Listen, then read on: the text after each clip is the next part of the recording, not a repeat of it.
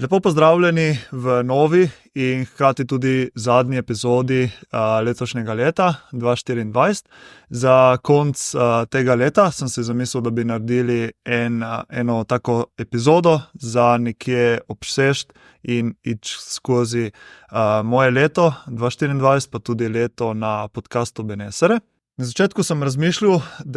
kako bi lahko zaključil to leto, in najprej sem razmišljal, da bi naredil en vpogled in pregled mojega osebnega leta, se pravi, kaj se je pri meni dogajalo, pa kaj sem se naučil skozi to leto. Ampak potem so mi Nik in Hana dali idejo, da bi lahko naredili en Q&A, se pravi, da bi tudi vam dali možnost, da nas vprašate razne stvari in vprašanja, ki vas zanimajo o meni, o nas in o podcastu. Tako da vprašanj smo nekaj dobili, ampak ker je bilo bolj malo vprašanj, sem se potem odločil, da jih ne bom še njih dodatno obremenjeval in naredim sam en tak Q&A. Tako da nekaj vprašanj se je nabralo, tako da v tem podcastu bom odgovoril na vsa vprašanja, ki so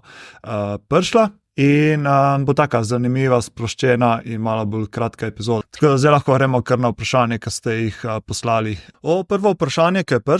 je prišlo preko anonimnega, tako da ne vem točno, kdo je poslal, ampak vprašanje je bilo: tvoj največji dosežek v letu 2024 in na kaj si najbolj ponosen? 2024 je bilo kar pestro leto, veliko se je dogajalo in v bistvu ni prav nekega vrhunca v letu 2024, na katerega bi bil jaz najbolj ponosen. Ker sem malo razmišljal o tem vprašanju in kaj bi lahko povedal, se mi zdi, da najbolj sem ponosen na proces, ki smo ga ustvarili, ki sem ga ustvaril jaz skozi to leto 2024. Veliko je bilo lekcij, veliko je bilo naukov, veliko je bilo učenja, veliko je bilo tudi novih spoznanj. Tako da najbolj sem ponosen na ta, se pravi, proces v ustvarjanju podcasta, ker smo bili in sem bil kar dosleden, pa kar vztrajen, tako da v bistvu prej sem preštel, koliko epizod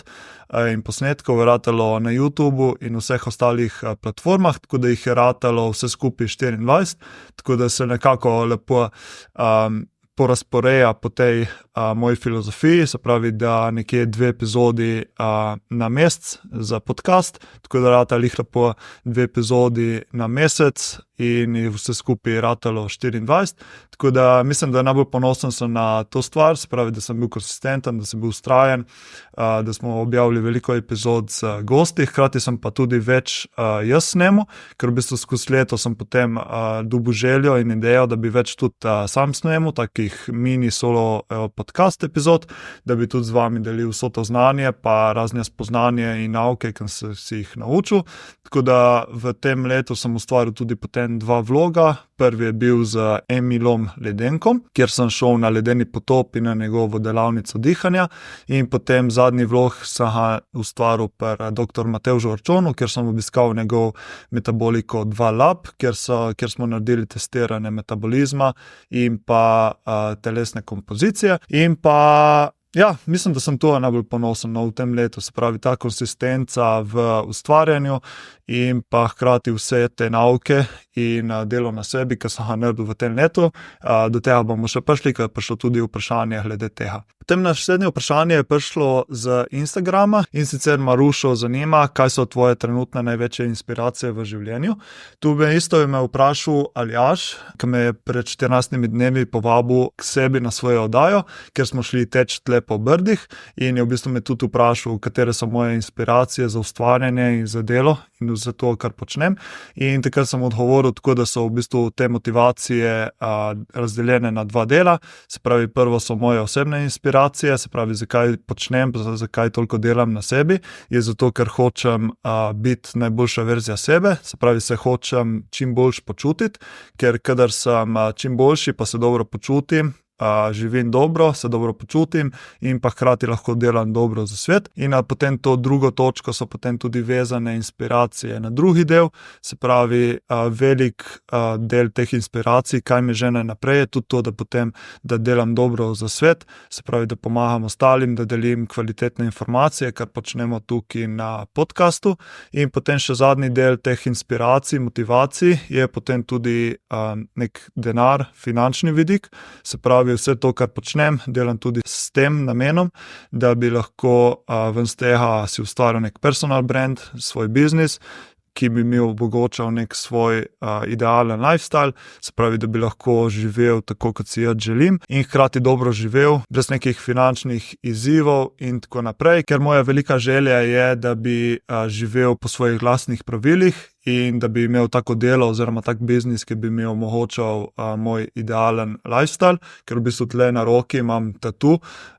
quote Ivana Zajceva, enega izmed najbolj poznanih italijanskih odbojkarjev. My life, my rules, se pravi si ustvarjati tako življenje, kjer lahko živiš po svojih pravilih, kjer lahko živiš tako, da poslušaš sebe in hkrati potem tudi delaš dobro za svet. Tako da to so neke glavne motivacije za vsem tem, kar počnem. Potem naslednje vprašanje, ki je prišlo, je tudi prišlo anonimno, in sicer, kateri je tvoj najljubši podcast v letu 2024. Kadar me kdo vpraša o temu, kateri je tvoj najljubši podcast,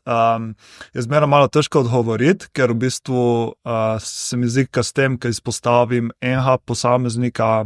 ali pa en podcast, potem se mi zdi, da delam zamero oziroma krivico ostalim. Ampak če gremo že v to, kateri je bil moj najljubši podcast letos,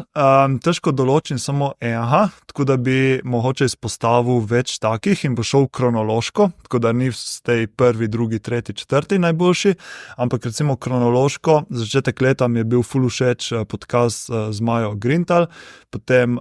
maja, aprila mi je bil ful dober podcast z Urbanom Vidmarjem. Potem posebna izkušnja je bila tudi z Video Igličar, kjer smo snemali v živo v Novi Gorici pod drevesi, se pravi v Borovem gozdičku, kjer se je nabralo tudi veliko poslušalcev, ki so poslušali v živo, tako da tisti mi je bil tudi ful všeč. In potem highlight, mislim, da je bil tudi septembra, ko smo snemali z Dejanom Vinčičem. Takrat smo mu pripravili tudi en tak zahvalni video, ki smo ga mu predvajali na začetku podcasta, tako da na tisto sem tudi ponosen in vesel. In potem še zadnji, ki bi ga izpostavil, je bil še ta predzadnji, ki smo ga snemali z Jasmino Kandorfer. Tam je bil tudi všeč, zato ker je bila ful zanimiva tematika, hkrati pa smo po dolgem času tudi snemali na terenu, se pravi, nismo snemali tle v našem studiu, ker tudi zdaj snemam, ampak smo šli k njej v Ljubljano in izkušnja je bila tudi zanimiva zaradi tega, ker smo se zapeljali do nje, ona živi malo ven iz dola pri Ljubljani in smo šli po domače v neke route in smo se kar dolgo časa vozili do nje in smo prišli potem do nje, kjer živi prav na samem, pa lesena hiša, pa smo prišli potem v njen prostor, ki snema podcaste in tam noter je bila ful dobra energija, ker ima ful teh kristalov okrog po prostoru in tako. Tako da namesto enega mojega najljubšega podcasta bi tukaj izpostavil teh 5. So bili pa številni drugi ful zanimivi, tako da sem ful vesel za vse goste, ki so bili pripravljeni se udeležiti našega podcasta in smo imeli številne zanimive tematike in debate, tako da se veselim tudi, kaj bo prišlo v naslednjem letu. Temno naslednje vprašanje je prišlo s strani Tamare in v bistvu Tamara je vprašala, a se kdaj spopadate z imposter sindrom in na kakšen način. Ja, meni je ta imposter sindrom kar blizu, se mislim, da večini ustvarjalcev, a pa večini recimo podjetnikov ali pa nekih coachov, svetovalcev in tako naprej, ker v bistvu ta impostor sindrom ti govori oziroma ti da verjeti, da nisi dovolj, da se rabiš več naučiti, da tisto, kar ponuješ, da ni dovolj in pa da so številni drugi boljši od tebe. Ampak potem, ko začneš malo raziskovati pa brati glede tega, je v bistvu ta impostor sindrom dostikrat pride iz nekih strahov, iz nekih dvomov, pa predvsem iz ega in ostalih delov sebe, ki te želijo držati varnega. Meni je recimo ful všeč filozofija Stevena Pressfielda, kjer v bistvu on govori o tej sili odpor oziroma v originalu resistance. Ta odpor oziroma resistance ustvarja naš ego in v bistvu namen tega je, da nas drži nazaj, ker v bistvu glavna vloga ega oziroma teh zunanjih sil oziroma notranjih sil, ki delujejo proti nam, je to, da nas želijo držati varne, se pravi, nas želijo obdržati v neki coni udobja in s tem, ko smo mi v coni udobja, se nam nič ne more zgoditi in tako naprej in tako naprej. Recimo meni osebno ta impostor sindrom se mi manifestira tako, da imam ful pomisleku, ful me drži nazaj, se pravi, imam neke cilje, neke želje, ampak zaradi tega si ne upam oziroma si ne dovolim delati proti temu, ker v bistvu mi govori, da nisem dovolj, da rabim več znanja, da ni še pravi čas, da ljudje tega ne potrebujejo, da nisem dovolj in tako naprej in tako naprej. Meni pa potem ful pomaga, da pogledam od blizu te misli in jih malo analiziram, odkot to prihaja, a to je res ali ne. In se mi zdi dostikrat, da te stvari niso realne. Mogoče nekateri aspekti tega so, ampak če pogledaš malo bolj od blizu, pa se pogledaš v sebe in to, pa potem vidiš, da temu ni tako in meni tu pomaga potem, da provam te misli malo odmisliti in da provam delati čim bolj iz sebe, se pravi, da delam čim bolj pristno in da delim in delam v tej smeri, ki se mi zdi, da je pravilna zame in da v bistvu je nek moj namen, poslanstvo za temu in potem nekako provam odmisliti te misli in samo delati proti temu in ko enkrat začneš delati proti temu oziroma delati na teh stvarih, ki si prej mislil, da niso za tebe oziroma da nisi dovolj in tako naprej, potem tudi vidiš, da v bistvu temu ni tako in ko enkrat prebiješ ta led oziroma ko greš skozi ta odpor, potem je pa ful lažje. Potem naslednje vprašanje je prišlo spet anonimno in pravi, kaj si se naučil letos, največja spoznanja v letu 2024. Ja, ko sem že na začetku podcasta omenil, leto 2024 je bilo kar pestro in zelo zanimivo, če bi lahko temu tako rekel. Veliko je bilo učenja, veliko je bilo novih spoznanj in naukov in v bistvu jaz redno pišem dnevnik in neka spoznanja pišem tukaj v ta planer, ustvarjam sanjsko leto in v bistvu zdaj v zadnjih tednih sem šel čez leto 2024 in sem probal iztržiti neke glavne nauke, glavna spoznanja v letu 2024, ki jih bom tudi par takih bom delil tukaj zdaj. Prvo spoznanje je prišlo že takoj začetek leta, o tem sem že malo govoril v prejšnjih epizodah, ampak začetek leta sem se znašel v taki malo finančno težki situaciji in ker mi finance niso bile lih pozitivne, lih najboljše in takrat sem se znašel pred eno tako ful veliko oviro in se mi zdelo, da ta ovira je taka ful velika gora, neka gora Mount Everest in meni se mi je zdelo nemogoče, da bi jaz prišel na vrh, se pravi vrh bi pomenil neka finančna neodvisnost, finančni cilji in tako naprej in takrat mi je bilo res težko, ampak potem, ko sem si dobil čas, pa sem si dal prostor za to predelati, pa narediti nek plan naprej. In takrat sem potem spoznal, da v bistvu finance so kot katero drugo področje v mojem življenju in da jih lahko osvojim in premagam kot kateri drugi izziv, ki sem ga do sedaj že pomagal, ali je bilo to kakšne težave z zdravjem, ali pa recimo katerakoli drug izziv. Potem tudi sem dobil zapis iz tega dnevnika, kjer sem napisal, da finance in denar so kot katero drugo področje v življenju. Tako kot si postal spiritual and physical fit, tako lahko postaneš tudi financial fit in da se pravi, to pomeni, da moram delati tako na inner work, kot potem tudi na outer work. S tem sem mislil, da v bistvu, če bom želel osvojiti to področje financ, bom mogel delati tako na zunanjih stvareh, se pravi, dobiti nove prilive v moje življenje, kot potem tudi delati na mojem notranjem svetu, se pravi, delati na prepričanjih, na vzorcih, na mislih, na manifestaciji, na obilju in tako naprej. In se mi zdi, skozi to leto sem ful delal na tem področju. Odprl sem popoldanski ESP, da sem potem lahko smo se zmenili za več sponzorstv za podcast, hkrati sem imel potem nova svetovanja za prehrano, življenjski slog, počutje, izgorelost in tako naprej. In hkrati so se potem oprli tudi nekateri drugi projekti, ki so potem prinesli več financ v moj svet. Potem sem pa dosti delal tudi na tem notranjem svetu, se pravi, delal na prepričanjih, delal na notranjih vzorcih, na mojih miselnih procesih in vse to se mi zdi, da mi pomaga, da mi gre boljše na tem področju, nisem še pa tam, kjer bi si želel biti, ampak delamo proti temu. Potem naslednje spoznanje, ki mi je prišlo tudi tam nekje konec januarja, februarja, je bilo to, da v bistvu če ti je nekaj namenjeno v življenju, se bo to zgodilo. In v bistvu takrat je bila taka situacija, da v bistvu dosti časa sem si želel ustvariti nek svoj spletni tečaj, ki ga potem bi ponudil vsem vam za izboljšanje počutja, predvsem tukaj je bila tematika izgorelosti, utrujenosti in tako naprej. In začetek leta sem se to začel lotiti snemati, smo začeli snemati, ampak kar ni steklo in potem kar naenkrat se je ustavilo in meni je takrat sem imel ful tako krizo, ker sem se počutil, da toliko cajta že želim to narediti, pa kar ne gre, pa zdaj sem se lotil, pa se mi je ustavilo in potem sem se pod narekovaji predal, ampak potem je prišla pa ponudba s strani Optifonu Fita, ki so začeli ustvarjati svoj spletno platformo, spletni tečaj,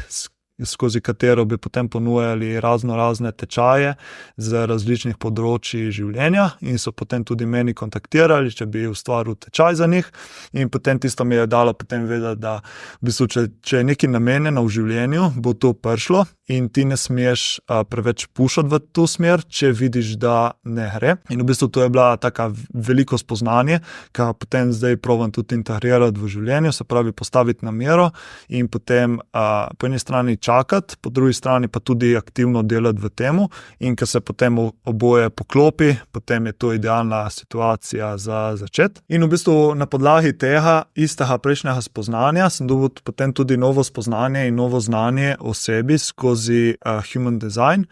Marca, aprila smo snemali z Anejo Štrukelj in je bil podcast posvečen v dobrem delu tudi tematiki Human Designa in v bistvu potem Aneja je bila tako prijazna, da mi je naredila tudi to Human Design analizo in v bistvu skozi to analizo sem spoznal, da sem jaz moj tip te aure oziroma moj Human Design tip je generator in to v bistvu pomeni, da v bistvu jaz moram čakati na priložnosti, da se mi pojavijo v življenju in potem, ko prije priložnost in da prepoznam, da je ta priložnost prava zame, potem lahko grem all in v to priložnost in v bistvu to se je potem poklapljalo z prejšnjim spoznanjem in v bistvu sem ful hvaležen Aneji, da se je udeležila podcasta, da smo širili informacije glede Human Designa, hkrati pa, da mi je naredila analizo Human Designa. V bistvu noter sem zvedel ful enih novih informacij in sem dobil ful enega novega znanja, ki ga zdaj integriram v svoje življenje. Preveč stvari je, da bi jih vključil tukaj v ta podcast, ampak mogoče v prihodnosti lahko naredim tudi podcast glede tega, tako da dajte mi povedati, če bi vas to zanimalo v komentarjih spodaj in bomo tudi to naredili. Potem naslednjo spoznanje, ki je prišlo tam nekje aprila, maja, je bilo okrog strahu. V bistvu maja sem se preselil na svoje, v stanovanje, v katerem sem zdaj, v katerem snemam. V bistvu to stanovanje je družinsko stanovanje, v katerem smo stanovali, ko smo bili muloti, se pravi, ko smo bili mlajši, preselili smo se nekje 15 let nazaj, slabih 15 let nazaj. In v bistvu kadar je šlo proti koncu tega bivanja, sem se jaz ful slabo počutil tukaj noter zaradi takšnih in drugačnih razlogov. Hkrati sem pa potem, prej ko sem se preselil sem noter, ker so se prejšnji najemniki odselili in smo imeli ful težav z vlago in z plesnijo, mufo. In ko sem prišel noter, sem videl v spalnici črne stene z mufo, vlago in takrat sem jaz dobil ful velik strah, kako bo, ko se bom jaz preselil sem noter, ker me je bilo strah, kako bo ta mufa in vlaga vplivala na moje zdravje, zaradi tega, ker vem, da vlaga in mufa oziroma plesen po slovensko ful slabo vpliva na zdravje in lahko povzroči razne težave in takrat je meni to ful podzavestno negativno vplivalo in sem dobil ful velik strah, kako bo, ko se bom preselil noter. To je bila en razlog, potem drugi razlog je bil pa tudi to, da me je bilo strah samote in strah živeti sam s sabo oziroma živeti sam v stanovanju. Ker v bistvu zadnje leto v Ljubljani sem živel skupaj s Cimro, ampak Cimra nikoli ni bilo doma in sem v bistvu živel bolj ali manj sam v stanovanju. In takrat sem imel tudi eno tako težko obdobje, ker v bistvu sem jih končil z odbojko in sem imel tak transitional period, ker je bilo ful nihanj, ful je bilo vlakcev, rollercoasterja in tako naprej. In takrat se mi zdi, da sem tudi dobil malo strah pred samoto in živeti sam. In v bistvu kombinacija teh dveh stvari mi je ustvarila en tak ful močen nezavedni strah oziroma podzavedni strah in sem imel ful odpora, ful odpora priti živeti tle na samo. In tudi prvi meseci, ko sem se preselil sam, niso bili lih enostavni, ampak potem s cajtom sem videl, da je vse okej.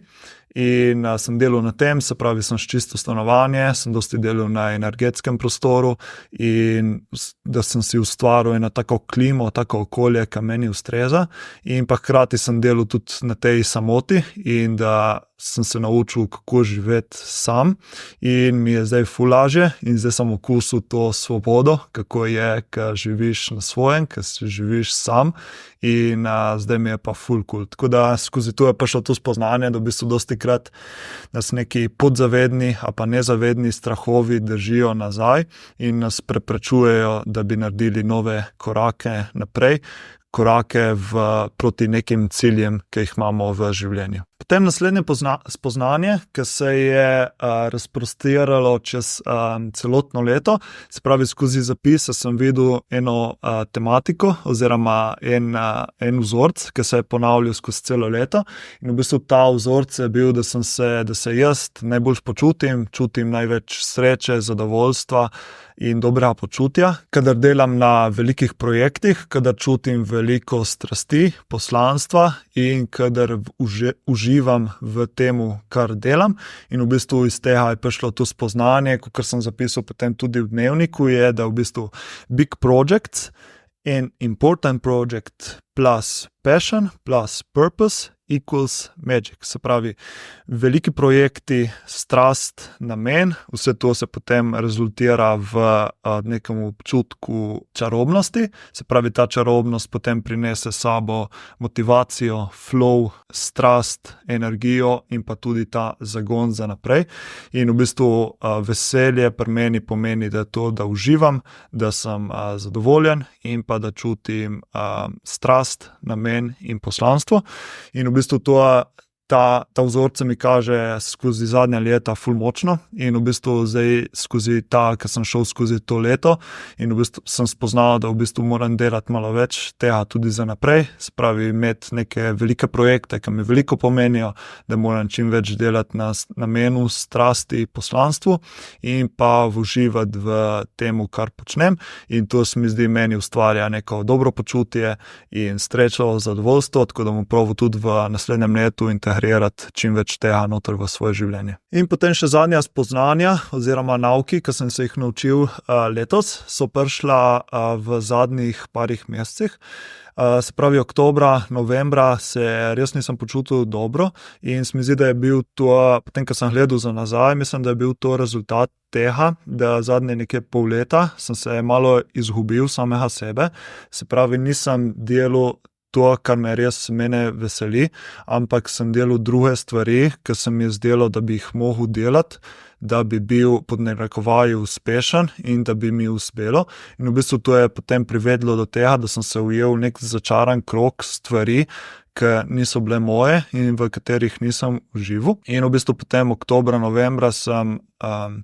padel kar nizko, sem padel v neko temačno obdobje, iz katerega se nisem videl ven in dejansko nisem vedel, kako bom prišel nazaj v svojega pravega sebe in v bistvu potem skozi razne terapije, delavnice in spoznanja, pa tudi s pomočjo psihodelakov, sem potem prišel do spoznanja, da v bistvu ne delam ven iz sebe in nisem pristen in vse to, kar počnem, ne izhaja direkt iz moje pristnosti, iz mojega srca in tako naprej. O tem sem tudi posnel en krajši vlog številka 3, ker sem govoril o tega, da bom v prihodnosti začel delati več na tem, da gojim pristnost, da delam iz sebe in da delam res tisto, kar čutim in tako naprej. In v bistvu skozi celo leto sem v bistvu delal z nekim namenom, da dobim zunanje pozornost, zunanje odobravanje in zunanjo ljubezen, ker v bistvu sem znotraj sebe čutil premalo tega in v bistvu skozi vsa ta spoznanja, delavnice, terapije, psihodelike sem potem prišel do nekega glavnega vzroka, zakaj počnem to in v bistvu vzrok za tem je bilo to, da v bistvu znotraj sebe sem čutil neko praznino in sem jo hotel potem zafilati z zunanjimi stvarmi, ampak problem pri tem je, kadar hočeš ti zaceliti rane z zunanjimi stvarmi, to ne funkcionira, se pravi do neke mere ti lahko zunanje stvari, zunanje odobritve, zunanje ljubezen in pozornost pomagajo, ampak če hočeš ti res pozdraviti te neko notranjo praznino, potem moraš iti noter v sebe in priti do nekih vzrokov, zakaj se tako počutiš, zakaj je prišlo do te praznine in potem začeti delati na tem. In v bistvu vse te stvari so mi pomagale, da sem nekako predelal neke notranje stvari, notranje vzorce, notranje prepričanja, ki so mi ustvarjala ta občutek praznine, da nisem dovolj in da rabim zunanje stvari, da se pozdravim in potem sem jih razrešil in zdaj ne čutim več te potrebe, kar je ful dobro, ful lažje mi je zdaj in zdaj lahko res negujem to, da delam pristno iz sebe in da gojim ljubezen do samega sebe in da delam ven iz sebe in vse to mi potem pomaga, da se boljše počutim, da sem boljši in tako naprej. Tako, zdaj naslednje vprašanje je prišlo, kak so finance podcasta? Evo, poslavljen Štajerc, očitno. A pa se kdo zatipku. Kako so finance podcasta? Ja, za tiste, ki nas ne spremljate dosti časa in da ste začeli spremljati podcast v zadnjem času, marca, aprila mislim, da sem izdal serijo oziroma epizodo podcasta imenovano Finančni fokus, kjer sem predstavil, kako je denar oziroma kako so finance v podcastu in v bistvu cilj in namen te serije, ki je na konci postala samo ena epizoda, je bilo to, da bi redno na redni mesečni a pa večmesečni bazi spremljal finance podcasta in z vami delil, ali je podcast profitabilen ali ne. Tega nisem počel skozi to leto, se pravi, sem posnel samo eno epizodo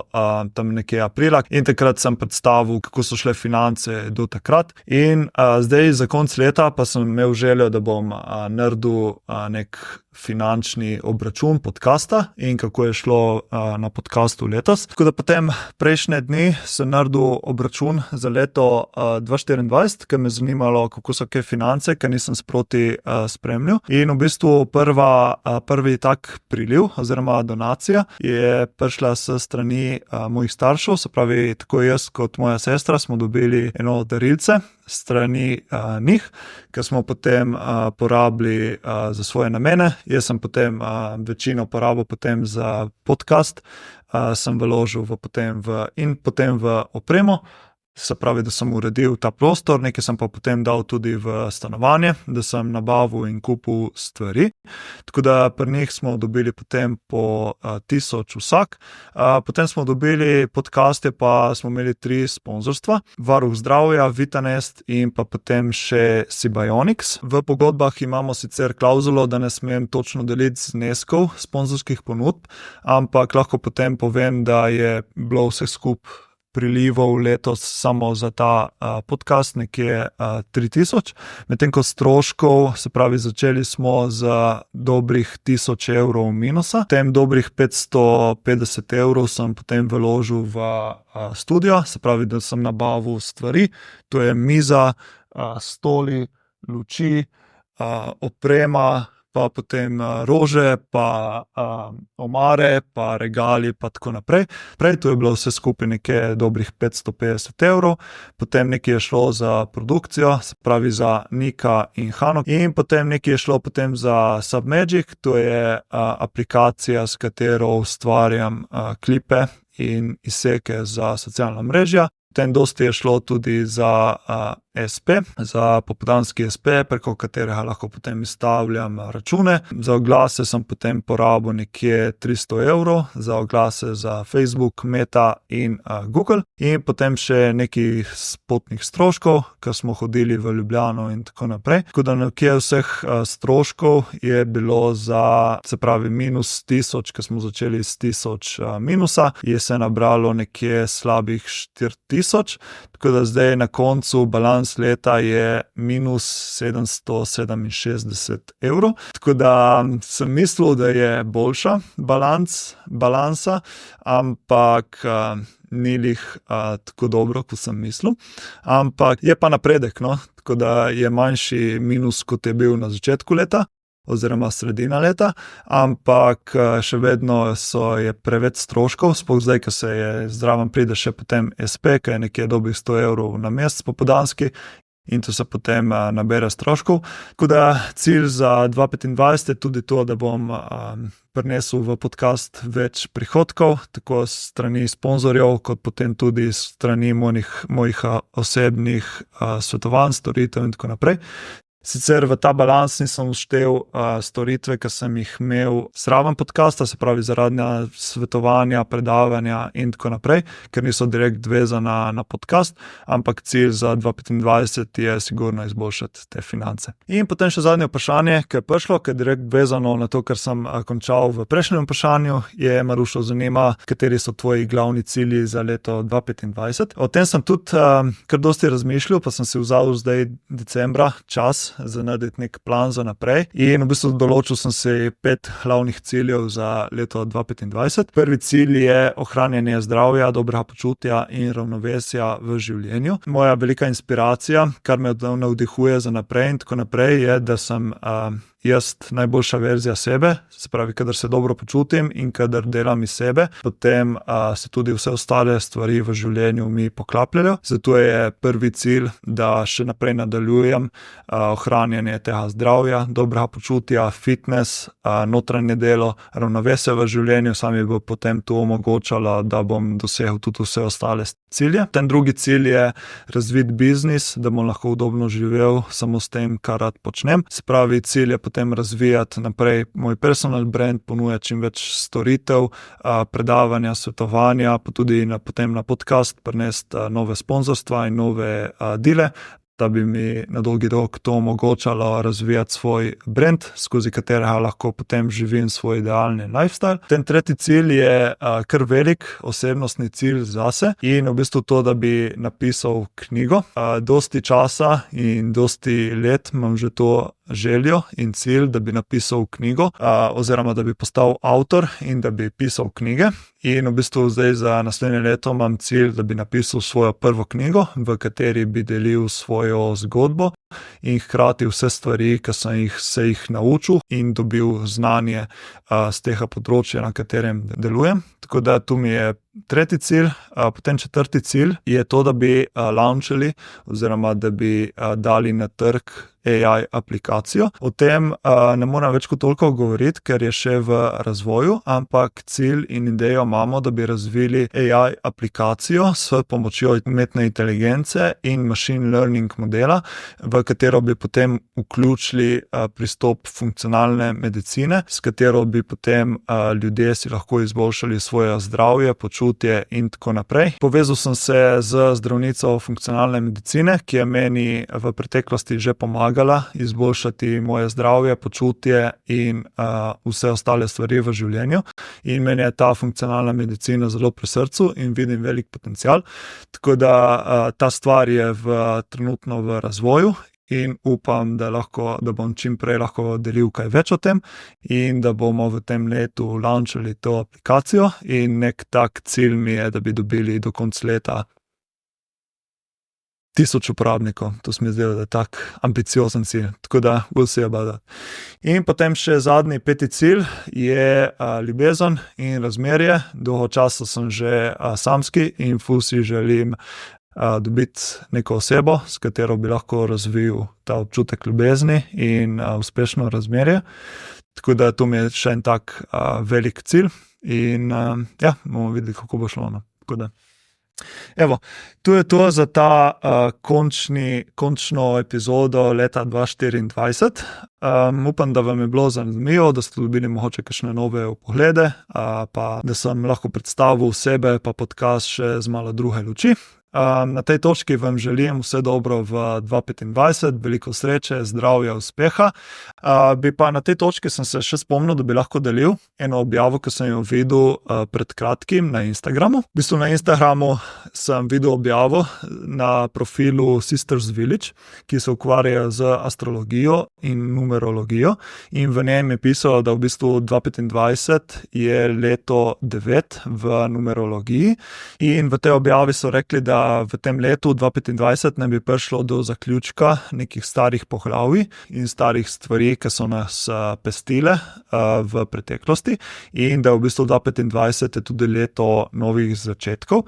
Tako da hkrati piše, da tudi leto 2025 je potem čas, da opustimo vse stvari in vse ljudi, ki nam ne služijo več, in da začnemo živeti v tisti pravi smeri naši, ki si želimo živeti in tako naprej. Tako da se mi zdi, da bo to leto 2025 nek zaključek starega in potem skozi leto oziroma potem za 2026 bo začetek nekaj novega. Tako da tudi jaz imam v tem letu 2025 ta cilj zaključiti staro in potem dobro stopiti v neko novo obdobje in tako naprej. Tako da, to je to. Hvala, ker ste z nami, hvala, ker nas gledate, poslušate, nas podpirate in se vidimo z novimi epizodami v 2025. Čau, čau.